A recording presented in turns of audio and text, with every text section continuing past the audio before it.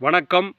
நாளை மக்கள் ஆவலோடு எதிர்பார்த்து கொண்டிருக்கின்ற தமிழக சட்டமன்ற தேர்தல் 2026 நாளை காலை வாக்குப்பதிவுடன் தொடங்குகின்றது.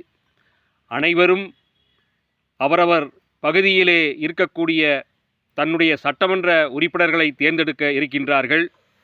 நான் தொண்டாமுத்தூர் சட்டமன்ற தொகுதிக்குட்பட்ட பூலுவட்டி பேரூராட்சிக்கு உட்பட்ட நாதைகவுண்டன்புதூர் கிராமத்தில் வசித்து வருகின்ற நாதை ரவிராமச்சந்திரன்.